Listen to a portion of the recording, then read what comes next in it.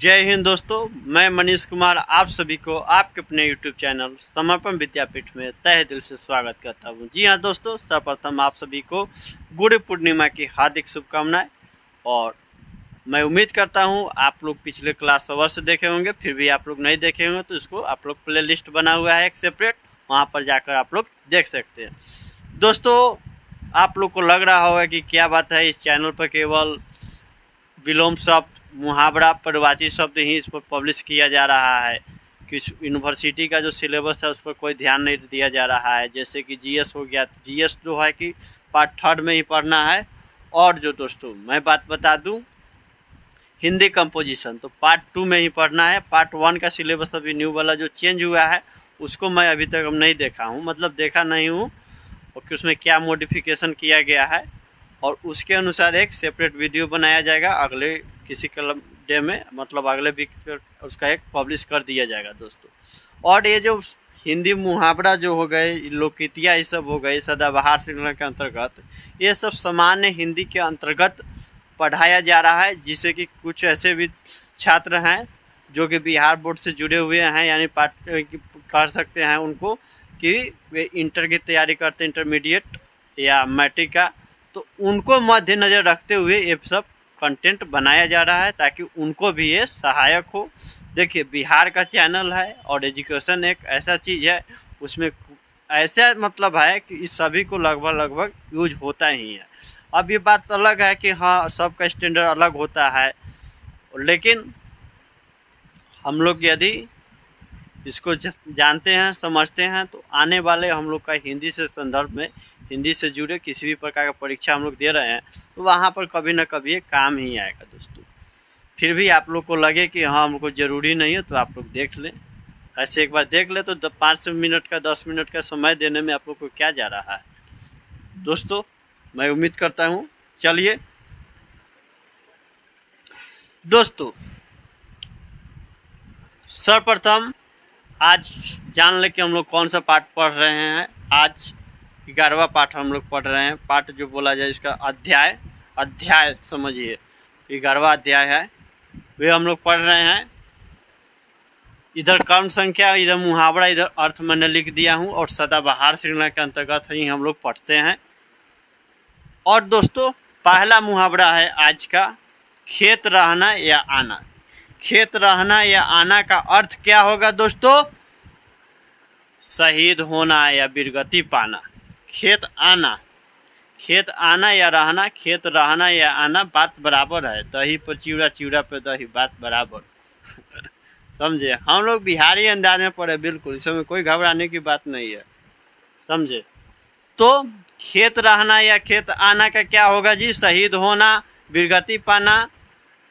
तो इसका अर्थ होगा, इसका अर्थ हो गया, हम लोग को समझ ली, यहीं पर हम लोग का अर्थ छुपा हुआ है। वीरगति होना या शहीद होना, वीरगति पाना, इसको अलग अलग घुमा के भी हम लोग लिख सकते हैं, समझे? लेकिन सबका भाव जो होगा एक ही होगा, भाव हम लोग समझे। इसका वाक्य प्रयोग हम लोग कैसे करेंगे? खेत आना, तो देखिए, भारत की स्वतंत्रता संग्राम में कई भारतीय खेत रह गए। भारत की स्वतंत्रता संग्राम में कई भारतीय खेत रह गए। दोस्तों, आप लोग को लग रहा है कि केवल यहाँ पर की छोड़ देते, भारत स्वतंत्रता संग्राम में कई भारतीय खेत रह गए, ऐसा भी हो सकता है, लेकिन यहाँ पर ज़्यादा बल दिया जा रहा है भारत की, किसकी स्वतंत्रता संग्राम में? तो भारत की स्वतंत्रता संग्राम में कौन लोग खेत रह गए? तो भारतीय रह गए दोस्तों। इस बात पर ध्यान रखिएगा, समझे? लेकिन एक वाक्य को लिखने का अलग अलग शैली हो सकता है, लेकिन भाव जो होगा एक ही होगा दोस्तों। बात को समझिए, मैं बारंबार ये बात बोलता हूँ। तो चलिए दूसरा हम लोग देखते हैं, गांठ बांधना। गांठ बांधना मतलब किसी बात को याद रखना, ध्यान देना। जाहिर सी बात है, हम लोग किसी बात को ध्यान देंगे तभी ना याद रहेगा भाई, बात समझ रहे हैं ना? तो गांठ बांधना मतलब किसी बात को अच्छे से याद रखना, किसी बात को अच्छे से याद रखना, ध्यान रखना। देखिए कि सब बोलचाल में गुरु जो है, जो शिक्षक जो होते हैं, स्टूडेंट को कुछ ऐसे बात होते हैं, लापरवाही बच्चे करते ही हैं, नटखट शरारती सब बचपना रहता ही है। तो उसमें कुछ ना कुछ करिए देते हैं, तो उनको कहते हैं कि गांठ बांध लो, तुम्हें ये सब जो है सफलता बिना कठिन परिश्रम के सफलता हासिल नहीं होगा। तो कहीं ना कहीं उस सब पर फोकस किया जाता है, सब उस समय उसका जो प्रयोग किया जाता था उस समय हम लोग को नहीं समझ में आता था।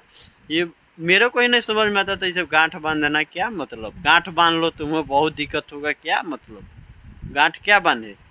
तो ये सब देखिए, इसका अर्थ जब समझे तो लो, इसका मतलब यही है किसी बात को अच्छी तरह से याद रखना, अच्छे से ध्यान में रखना, समझना। देखिए यही जो अर्थ है ना, अर्थ को केवल समझ लीजिए बस। गांठ बांधना किसी बात को अच्छे से याद रखना, ध्यान रखना। कहीं कहीं होगा कि बात को अच्छे से रखना ऑब्जेक्टिव में रह जाए कभी कभी, तो वहाँ पर देख लीजिए ऑब्जेक्टिव में मतलब वहाँ पर देखिएगा जो सही लगे केवल भाव पकड़ लीजिएगा, उसके अनुसार वहाँ पर आप टिक कर सकते हैं। भाव पकड़ लीजिएगा, जो लगे कि हाँ भाई इससे अलग है तो उसको हटा दीजिए। तो इसका वाक्य प्रयोग क्या होगा दोस्तों, माता पिता तथा गुरु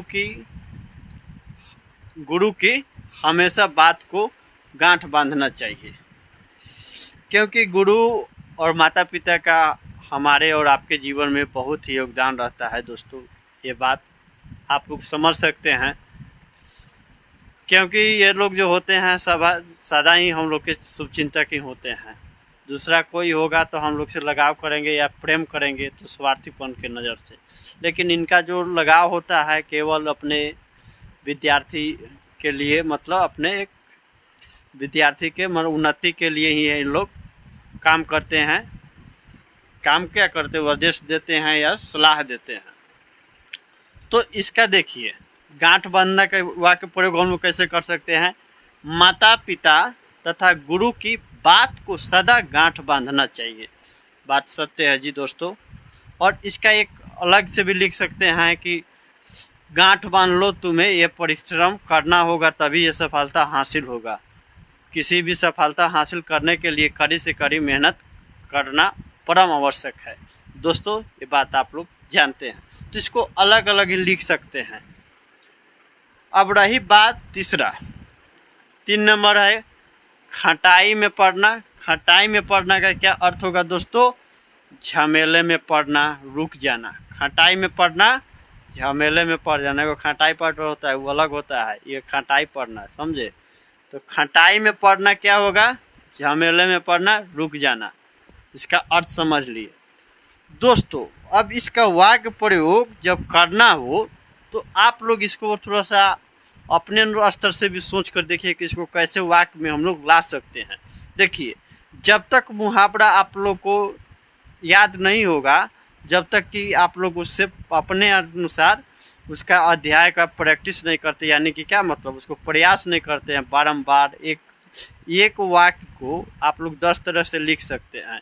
एक मुहावरा का अर्थ समझ लीजिए, उसे 2 या 3 उसका वाक्य निर्माण कर लीजिए, बात खत्म, वहीं पे खत्म हो जा रहा है। वहाँ पर आपको दोबारा कोई मुहावरा याद करने की आवश्यकता नहीं है।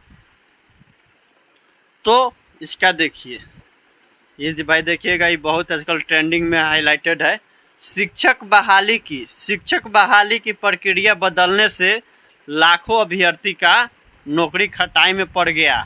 ये बात देखिएगा, बीपीएससी शिक्षक भर्ती जो निकला है ना, ये वाला जो क्या बोलते हैं, ये बिहार में बीपीएससी वाला, उससे देखिएगा बहुत शिक्षक अभ्यर्थी बहुत परेशान है। जाहिर सी बात है भाई, किसी भी कंपटीशन में आप कब तक असफल रहते हैं, जब तक कि आप उसके अनुसार अपने को नहीं ढालते हैं या आप उस योग्य नहीं होते हैं, तभी तो। यदि आपको किसी भी क्षेत्र में जाना हो तो उस क्षेत्र के अनुसार अपने को अनुकूल ढालना होगा, तभी आप वहाँ पर सफल हो सकते हैं, यानी आपका वहाँ पर चयन हो सकता है। ये बात को गांठ बांध ले। तो शिक्षक बहाली की प्रक्रिया बदलने से लाखों अभ्यर्थी का नौकरी खटाई में पड़ गया। देखिएगा बहुत सारे शिक्षक अभ्यर्थी है, बहुत परेशान है, जगह जगह पर धरना प्रदर्शन हो रहा है, मतलब कि हाँ इसको पुनः वापस लिया जाए। जाहिर सी बात है भाई, जो बीपीएससी का तैयारी करेंगे तब उसके बाद टीचर में पढ़ाना होगा। एक बीपीएससी एक अपने आप में एक पोस्ट है, मतलब पोस्ट क्या, एक सर्विस है बीपीएससी, एक कहा जा सकता है। तो अपने आप में बीपीएससी का एक अपना एक अलग उसका अस्तित्व है, और उसके मद्देनज़र में उसके थ्रू आप उसके द्वारा किसी शिक्षक का चयन करते हैं तो समझ सकते हैं ना एक शिक्षक अभ्यर्थी के लिए कितना जटिल होगा। तो कंपटीशन बढ़ रहा है, उसमें भी दूसरे स्टेट को भी अलाउ किया गया है। समझ लीजिए, अपने घर को पहले नहीं देखा जा रहा है, बाहर को लोगों को सहारा दिया जा रहा है। बात समझिए, इससे बिहार की जो है बेरोजगारी क्या बढ़ेगी कि घटेगी? रोजगारी घटेगी तो बेरोजगारी बढ़ेगी, एगो बढ़ेगा तो दूसरा घटेगा, ये तो चलते रहता है दोस्तों। चौथा देखिए, गिरगिट की तरह रंग बदलना।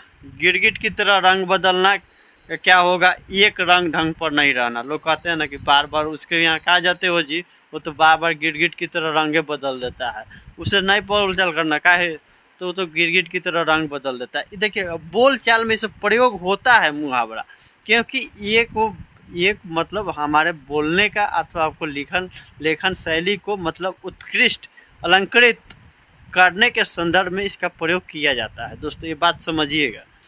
तो क्या होगा, लोग ये भी कह सकते हैं कि बार बार क्या बदलते हो, लेकिन लोग कहते हैं कि गिरगिट की तरह रंग बदल लेते हैं। देखिएगा, तो इसका वाक्य प्रयोग होगा, आजकल लोग तुरंत ही गिरगिट की तरह रंग बदलते हैं, बदलने लगते हैं, बदल रहे हैं। जैसे आप लोग को सुविधा हो आप लोग उसे बना सकते हैं, क्योंकि देखिएगा आजकल लोग काहे बदल जा रहे हैं, कंपटीशन एक दूसरे से हो गया है, लोग अपने आप को एक दूसरे से सुपीरियर शो करने में लगे हैं। इसलिए देखिएगा लोग मतलब बहुत ही स्वार्थीपन नज़र के होगा। आप किसी को मदद कर रहे हैं, 2 या 3 दिन होगा भी नहीं, आपसे बहुत दूरी बना लेते हैं। पता नहीं लोगों के अंदर क्या एक मानसिकता उत्पन्न हो गई है, बात आप लोग समझिएगा। 5 नंबर है गड़े मुर्दे उखाड़ना। गड़े मुर्दे उखाड़ना का क्या अर्थ होगा जी? दबी हुई बात को उखाड़ना, पुरानी बातों को पुनः उजागर करना, उखाड़ना, ध्यान देना पुरानी बातों पर, उसी से होगा। तो दोस्तों एक बार समझ लीजिए, गड़े मुर्दे को उखाड़ना का क्या होगा? दबी हुई बात फिर से उभारना, पुरानी बातें याद करना। तो दोस्तों इसका वाक्य प्रयोग होगा, जो हुआ सो हुआ। जाहिर सी बात है भाई, जो हुआ सो हुआ, अब गड़े मुर्दे उखाड़ने से क्या लाभ। बात सत्य है भाई, जो हो गया सो हो गया, वो मेरा अतीत था और वर्तमान मेरा है, तो वर्तमान में हम लोग ना बदलेंगे।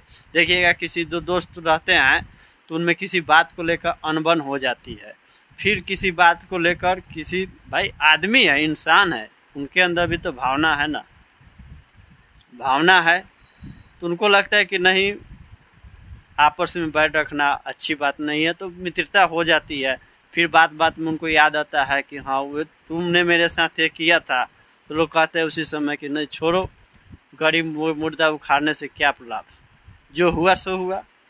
बात सत्य है, छोड़ो कल की बातें, कल की बात पुरानी, नए दौर में लिखेंगे हम सब मिलकर नई कहानी। दोस्तों इस अंदाज में पढ़िए और खेलते कूदते हंसते रहिए, मस्त रहिए, स्वस्थ रहिए।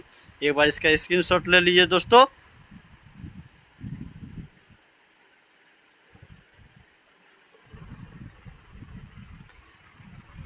चलिए दोस्तों, मिलते हैं अगले वीडियो में, तब तक बने रहें। जय हिंद, जय भारत।